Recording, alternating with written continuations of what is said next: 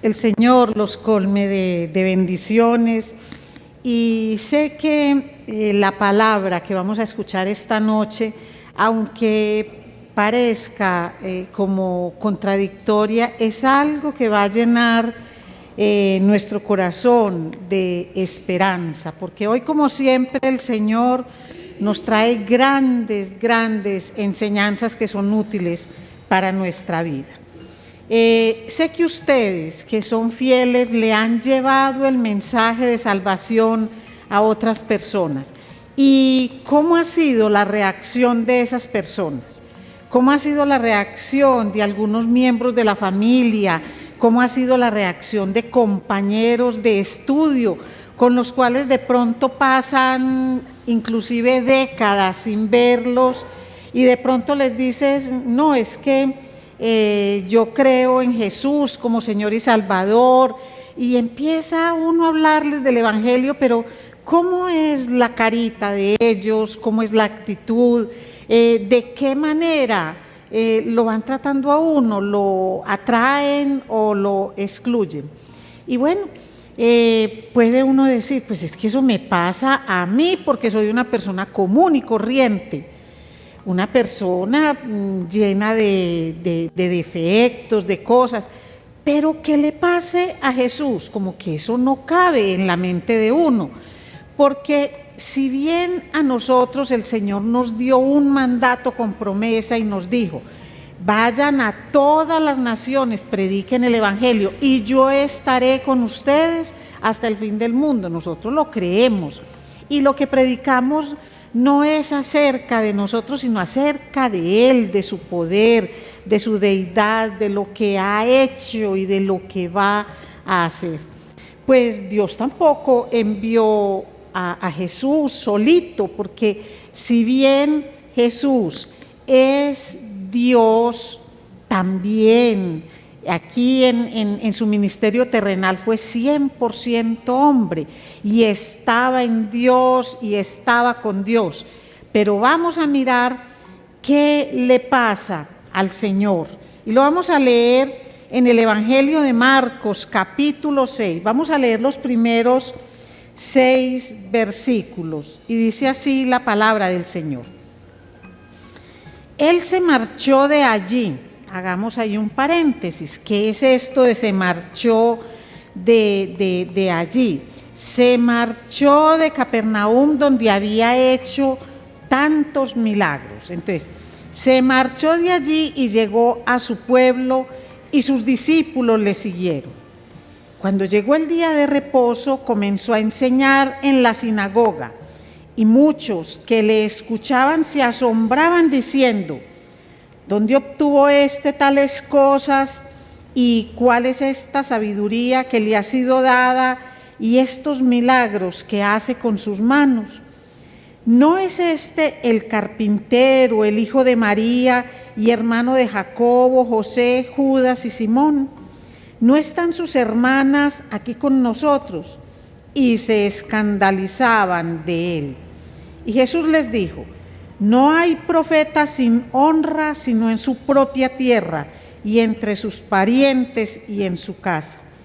Y no pudo hacer allí ningún milagro, solo sanó a unos pocos enfermos sobre los cuales puso sus manos, y estaba maravillado de la incredulidad de ellos, y recorría las aldeas de alrededor enseñando. Mi Señor, tu palabra nos alienta y nos exhorta, Señor, nos anima, nos consuela, pero nos trae grandes reflexiones, Padre amado. Gracias por inspirarla, gracias, Señor, por conservarla, y gracias porque has permitido que hoy llegue a nuestros oídos de esta manera. Permítenos, Señor, reflexionar en ella, enmendar la obra mala que tengamos, ponerla en práctica y llevarla a todas las personas que tú digas, Señor, a todas las personas que cruces en nuestro camino. Ayúdanos, Espíritu Santo, te lo pedimos en el nombre poderoso de Cristo Jesús. Amén.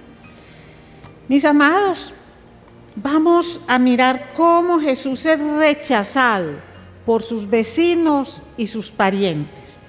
Y cuando uno mira lo que fue todo el capítulo 5, donde Marcos nos cuenta cómo al final de ese capítulo hizo 2 sanidades muy hermosas. Una sanidad en una mujer que llevaba 12 años con un flujo de sangre y que era excluida social y ceremonialmente. Y una niña de 12 años de edad, hija de Jairo, que muere y el Señor la levanta y le dice a todos que simplemente ella estaba durmiendo, que la alimentaran y que no salieran a hacer tanto escándalo acerca de eso. Pero sabemos que ese tipo de circunstancias, de milagros, expulsión de demonios, todas las sanidades que él hizo, cómo demostró su autoridad en la enseñanza ante las fuerzas de la naturaleza, cuando controló el viento y el mar, todo eso era inocultable.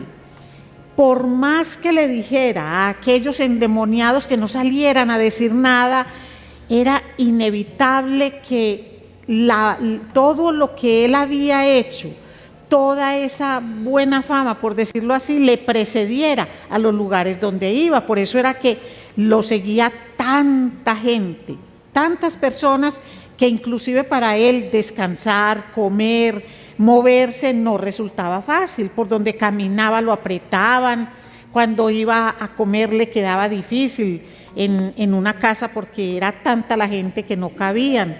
Entonces, es muy normal que si él se desplaza hasta el pueblo donde él vivió, donde creció, donde tenía vecinos y amigos, ¿qué es lo normal que pasara? Que lo recibieran como recibimos nosotros hoy a los héroes. Nosotros sabemos que una persona que está en representación de nuestro país, gana una carrera, un partido de fútbol, hace algo que destaque el nombre de nuestro país. ¿Y qué hacemos nosotros? En recompensa por todo ese esfuerzo, por darle lustre a nuestro país, lo recibimos como a héroes, como a lo que son. Pero lo que vemos aquí en este pasaje es que Jesús es rechazado por sus vecinos, sus amigos, la gente de este pueblo, pero también por sus parientes. Entonces, cuando vemos ahí que Jesús llega y va a la sinagoga como era su costumbre, le permiten hacer la lectura, estas personas se asombran, pero hay algo. Yo puedo tener un asombro de admiración. Yo puedo ver a alguien y bendecir a esa persona porque Dios le ha dado un don, un talento especial, pero también me admiro cuando rechazo, cuando hago una crítica, cuando tengo un desagrado, cuando estoy en desacuerdo. Digo, pero ¿cómo es posible que esa persona esté haciendo eso si yo conozco estos antecedentes, todo esto malo de esta persona? ¿Cómo es posible que le permitan hablar y le permitan ese tipo de enseñanzas? Pues incredulidad y rechazo es lo que tenían las personas de Nazaret. Y mire las preguntas que le hacen, porque uno puede preguntar a una persona que uno hace mucho tiempo que no ve, así como ahorita en la introducción dijimos, puede uno encontrarse con personas que conoció hace décadas, cuando cambia uno, por ejemplo, de barrio, que pasa sin ver a sus vecinos 10 años o más años, y luego ven que uno terminó una profesión o está haciendo un trabajo especial y le pueden preguntar a uno, ¿cómo lograste eso? Cuando a uno le preguntan de esa manera, uno ve que hay interés por conocer la respuesta. Pero miren la forma sarcástica en que la gente de Nazaret le pregunta a Jesús, ¿dónde obtuvo tales cosas? ¿Y cuál es esta sabiduría que le ha sido dada y estos milagros que hace con sus manos? Entonces, mire, una serie de preguntas, como una pregunta compuesta. Y en todo esto hay displicencia, en todo esto hay un rechazo. Y no contentos con eso, se van al origen, se van a la familia, se van al oficio que él desempeñaba. ¿No es este el carpintero, el hijo de María y hermano de Jacobo, José, Judas y Simón? ¿No están sus hermanas aquí con nosotros? Es decir, sí, claro que tiene sabiduría, pero ¿dónde la obtuvo? ¿Cuándo lo hemos visto sentado a los pies de un sumo sacerdote?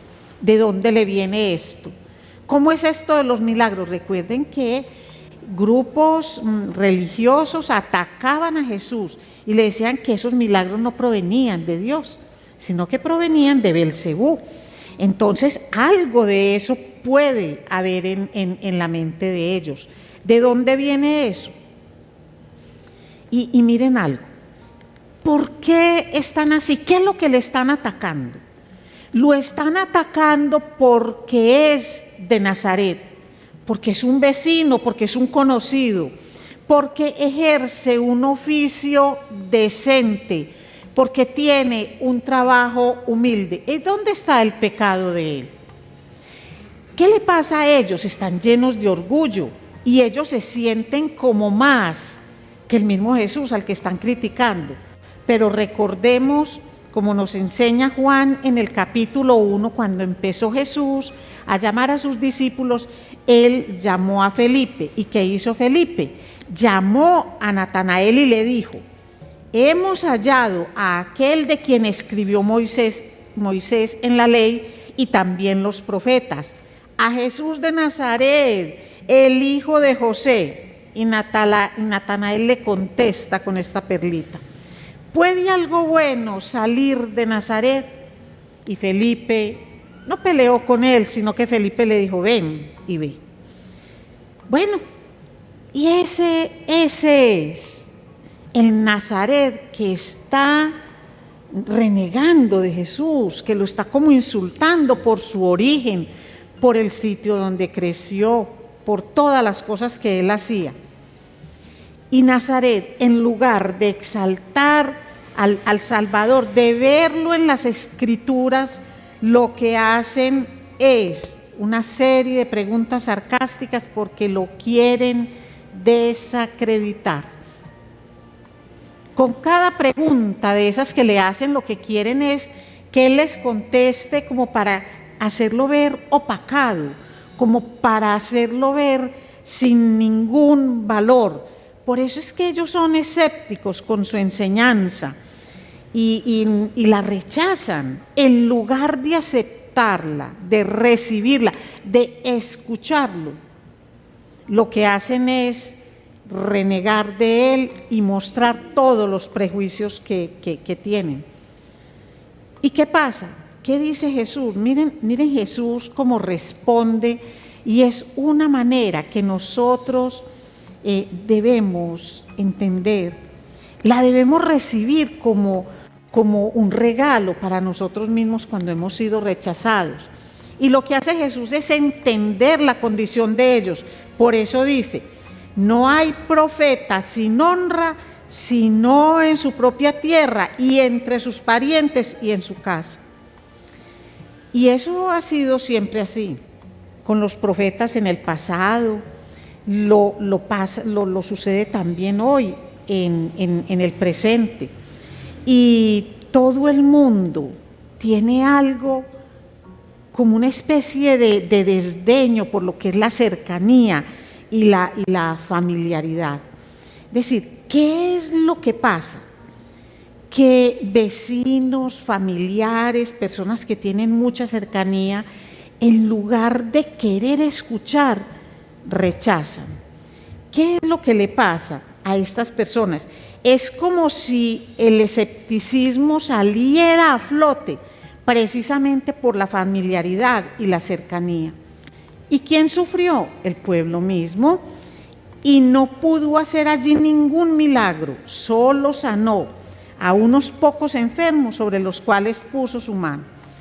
Y cuando dice que no pudo hacer ningún milagro, miren, no es porque Dios haya mermado su poder, no es porque Jesús, por el escepticismo de estas personas, hubiera quedado sin ningún tipo de poder. Es que Jesús mismo no dispuso su voluntad para hacer algo en lo cual ellos ni pedían ni creían, simplemente lo estaban rechazando.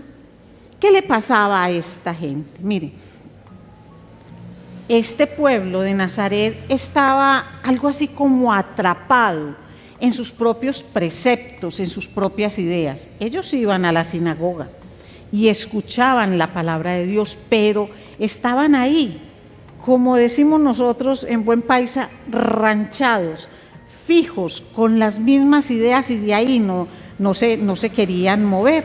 Por eso en ningún momento consideraron como verdad lo que Jesús les estaba diciendo.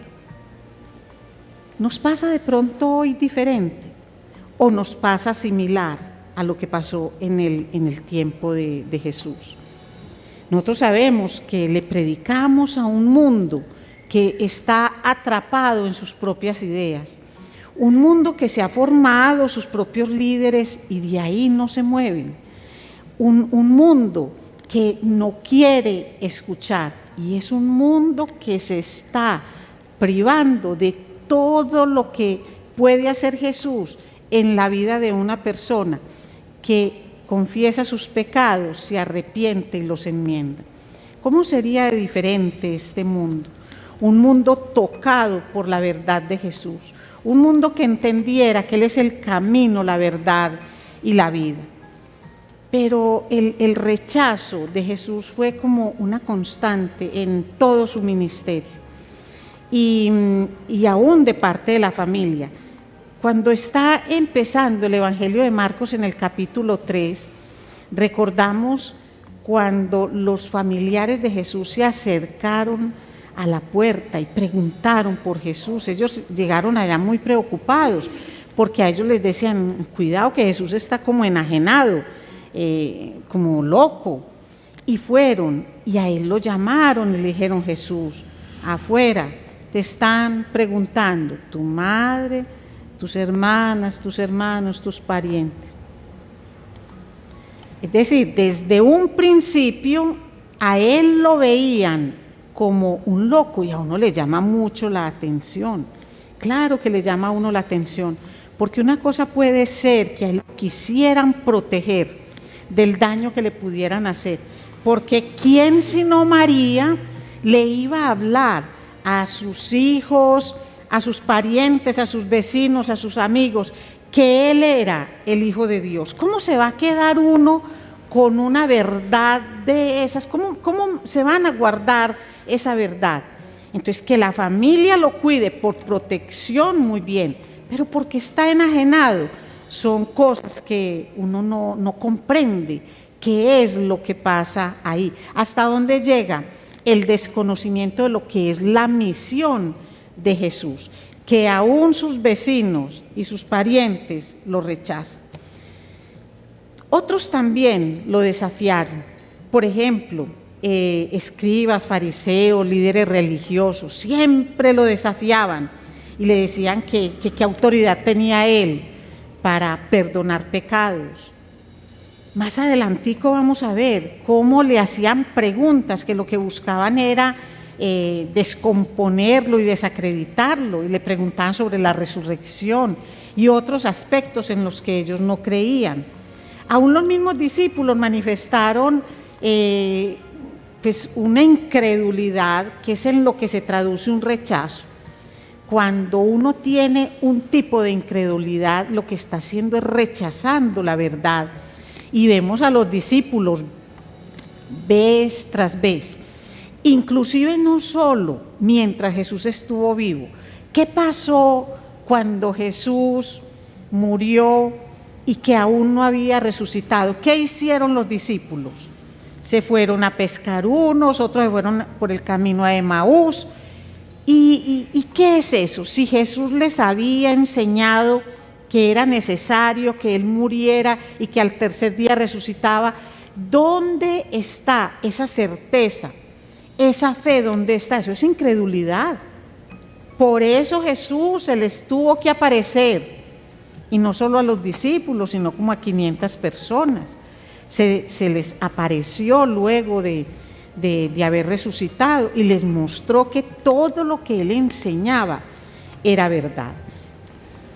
Miren, ¿qué hace Jesús? Se maravilla de la incredulidad de ellos. Y maravillarse de la fe o de la incredulidad y manifestándolo como estoy maravillado. Hay dos ocasiones en que Él está maravillado. Una de ellas es cuando dijo: estoy maravillado con la fe del centurión, porque el centurión ante lo que le pasó a su siervo le dijo: no hace falta que vayas a mi casa, porque una palabra tuya es suficiente. Tú lo dices y mi siervo es sano. Entonces es como una orilla de la fe, mucha fe.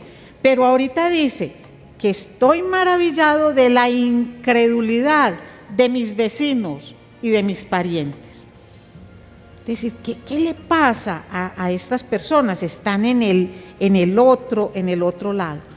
Y Jesús acepta ese rechazo. Luego, cuando miremos en la próxima enseñanza, ¿por qué Jesús acepta este rechazo? ¿Por qué no les corta una oreja?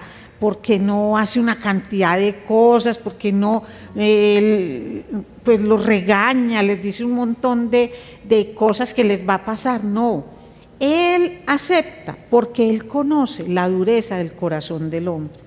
Por eso no reaccionó ni con violencia ni con reproches. Yo leía esto una y otra vez y me repetía: Luz Marina, mira la manera como Jesús reaccionó, sin violencia y sin reproches. Es que no hay profeta que sea aceptado en su propia tierra, ni entre sus parientes, ni sus vecinos.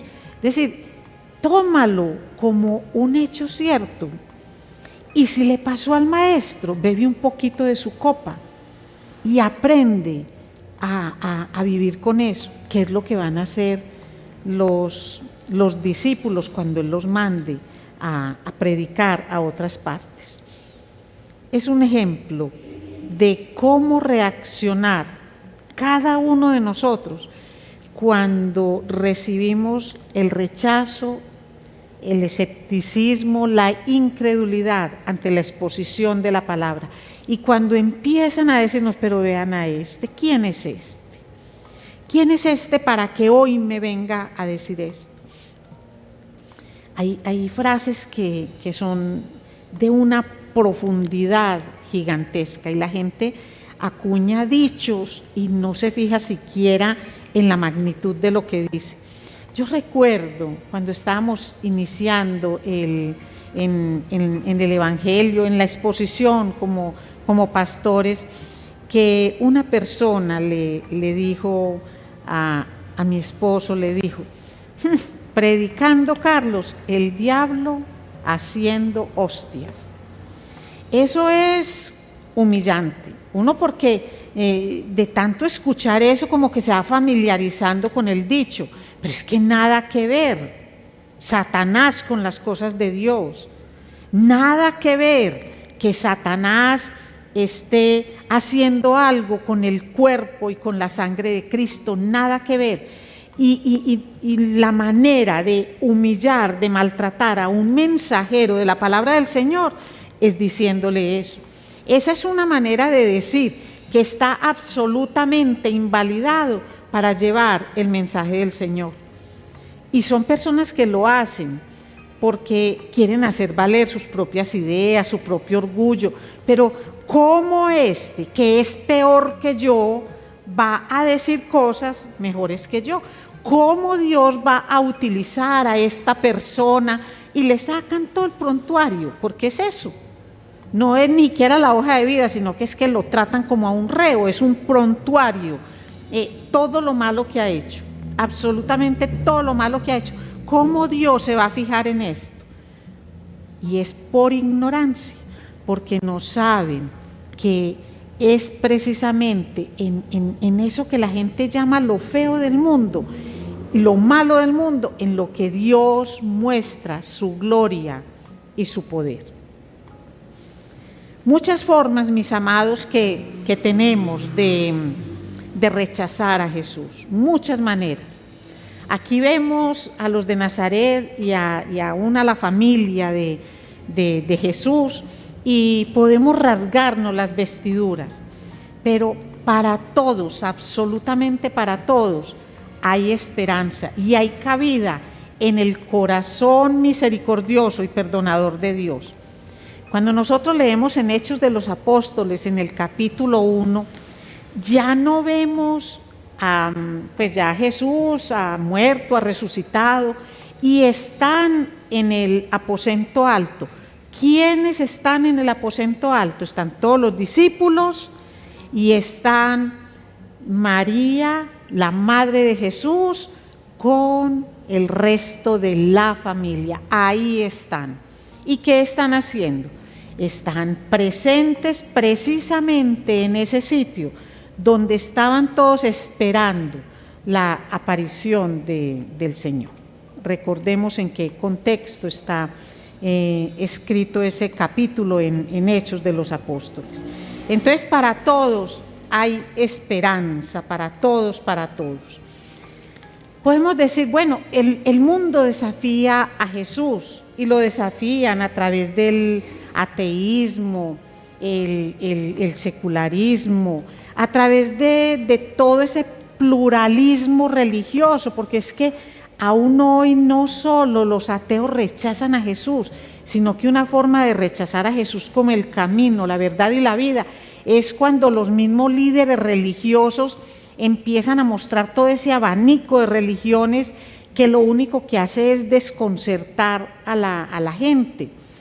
Cuando se hacen esos escándalos en la iglesia, que el único que sale beneficiado cuando promulgamos, cuando nosotros le hacemos expansión a todos los escándalos de la iglesia, el único que gana es Satanás, porque eso genera que muchas personas se vuelvan escépticas. No, si eso pasa con los pastores, con los sacerdotes que están todo el día, pues por decirlo de alguna manera, consumiendo Biblia, predicando, enseñando, si les pasa eso, ¿qué esperanza? No botar corriente es lo que dicen, no hay en quién creer. Y eso va generando el individualismo y el escepticismo. Todo ese tipo de cosas llevan a eso, que es una forma de rechazar a Jesús. Unido esto al materialismo, donde lo que importa es el éxito medido en dinero, medido en el poder, en las riquezas que el mundo ofrece, y que pues Jesús no es más que una opción de pura utopía y de puro sueño. Pero uno puede decir, bueno, esos son aquellos que no tienen a Jesús en su corazón. Pero, ¿y nosotros que somos creyentes? ¿De qué manera nosotros que somos creyentes desafiamos la autoridad de Jesús? Rechazamos a Jesús. Cuando nosotros decidimos hacer las cosas a nuestra manera, cuando decidimos ir por el camino que nosotros nos hemos fijado, dejando de lado lo que son las enseñanzas y la obediencia al Señor.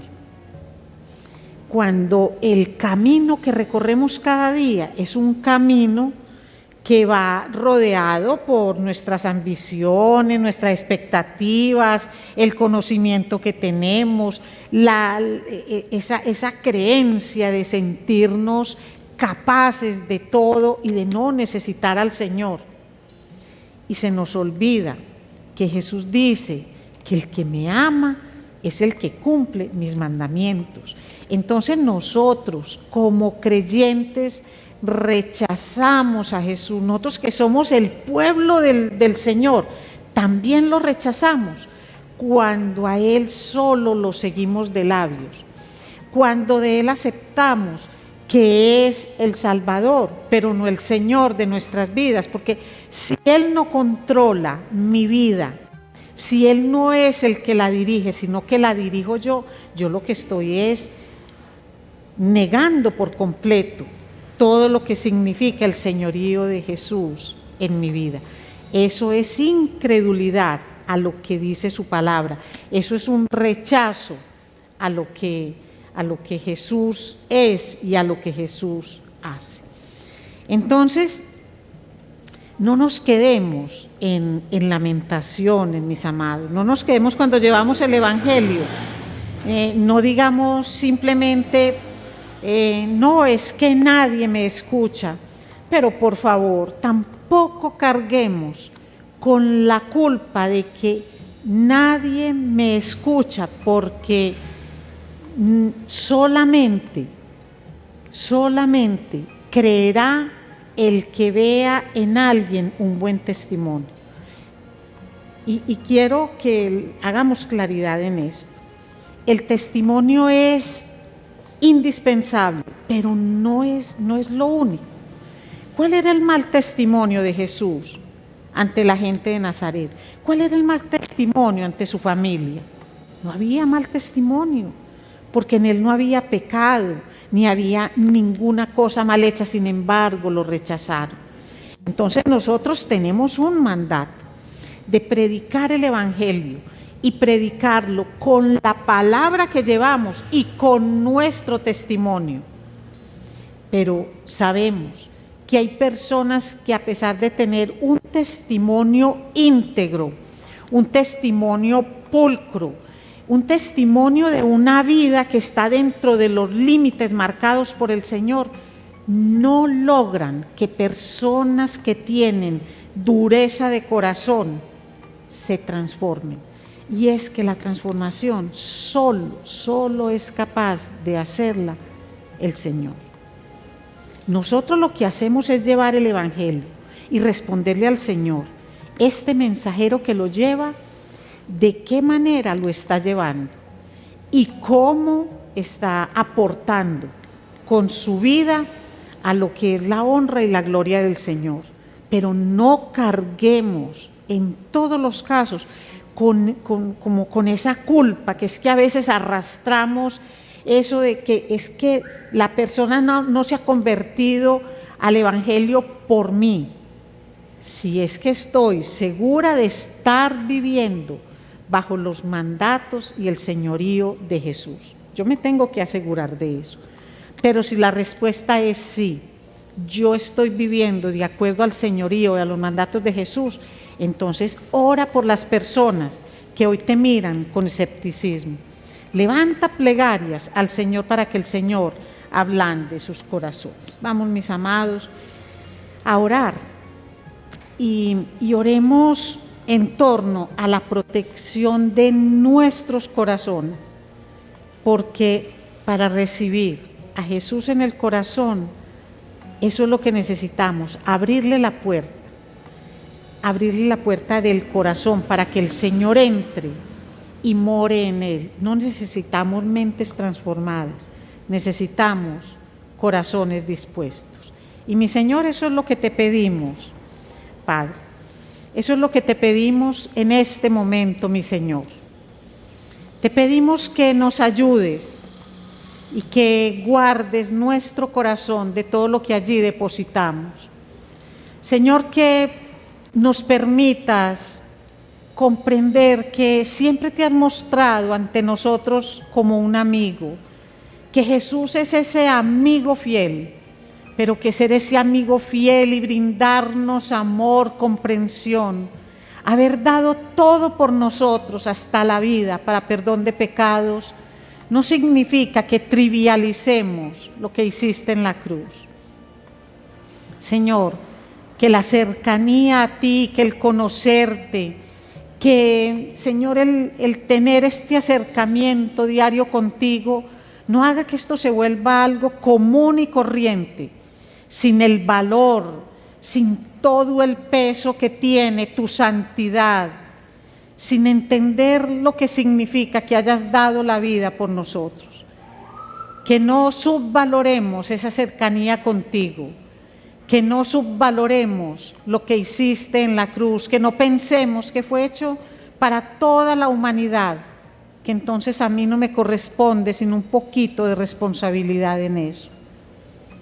Señor, abre la puerta de mi corazón, abre la puerta, Señor, del corazón de mis hermanos, de todos los que escuchen este mensaje, para que ahí se aloje la verdad y la vida, ese camino único que es Jesús, ese camino para llegar al Padre, que se aloje ahí la única verdad que nos salva y que nos transforma, y que podamos desalojar el orgullo, la prepotencia y tantas ideas del mundo que combaten la verdad de Jesús.